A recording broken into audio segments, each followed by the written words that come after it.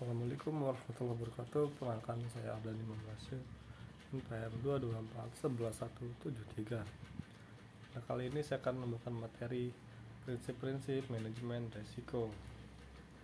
Pertama ada manajemen risiko adalah suatu pendekatan yang penting dalam dunia bisnis dan organisasi untuk mengidentifikasi, mengevaluasi, dan mengelola risiko yang mungkin terjadi dalam aktivitas mereka.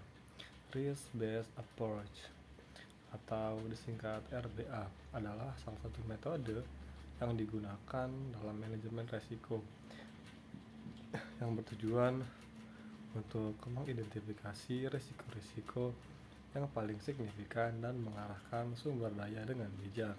Untuk mengatasi risiko tersebut, dalam artikel ini kita akan menjelaskan prinsip-prinsip dasar manajemen risiko dengan pendekatan berbagai risiko dan bagaimana hal ini dapat diterapkan dalam berbagai konteks.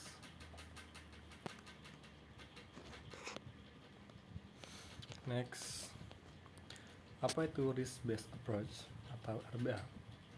Risk-based approach RBA adalah pendekatan yang digunakan dalam manajemen risiko yang menekankan identifikasi dan prioritisasi risiko berdasarkan dampak dan probabilitasnya. RBA memberikan fokus pada risiko-risiko yang memiliki potensi terbesar untuk mempengaruhi tujuan organisasi dan menciptakan kerangka kerja untuk mengelola risiko-risiko tersebut secara efektif. Pendekatan berbasis risiko berbeda dari metode manajemen risiko tradisional yang mungkin mencoba untuk menangani semua risiko tanpa mempertimbangkan prioritasnya.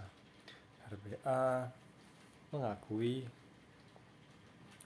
bahwa sumber daya terbesar terbatas, dan oleh karena itu organisasi harus fokus pada risiko-risiko yang paling signifikan.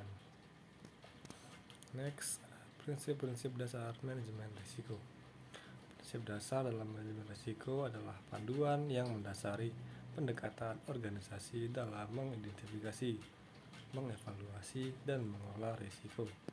Prinsip-prinsip ini membentuk dasar yang kuat untuk memastikan bahwa manajemen risiko dilakukan secara efektif dan efisien.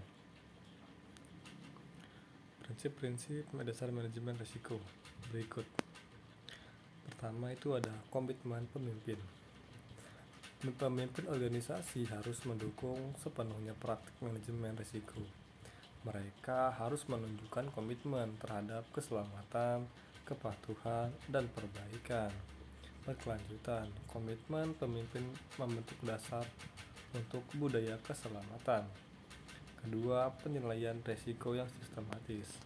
Manajemen risiko harus dilakukan dengan cara yang sistematis dan terstruktur. Proses penilaian risiko harus mengikuti kerangka kerja yang jelas dan metode yang terdokumentasi. 3. Ada identifikasi risiko. Semua risiko yang mungkin mempengaruhi organisasi harus diidentifikasi. Ini mencakup risiko internal dan eksternal.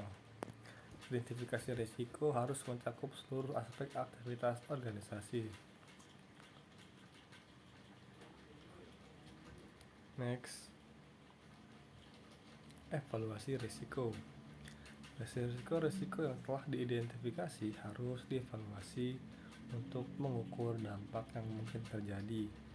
Jika risiko tersebut terwujud dan probabilitas terjadinya, evaluasi risiko membantu dalam menentukan risiko-risiko yang paling signifikan. Kedua, pengelolaan risiko. Setelah risiko-risiko signifikan diidentifikasi, langkah selanjutnya adalah pengembangan strategi pengelolaan risiko. Ini mencakup merancang tindakan yang akan diambil untuk mengurangi risiko, transfer risiko, atau menerima risiko. Ketiga, komunikasi dan konsultasi. Komunikasi yang efektif tentang risiko dan konsultasi dengan para pemangku kepentingan internal dan eksternal adalah penting dalam manajemen risiko. Ini memastikan bahwa semua pihak yang terlibat memiliki pemahaman yang jelas tentang resiko-resiko yang dihadapi organisasi. Sekian dari saya. Wassalamualaikum warahmatullahi wabarakatuh.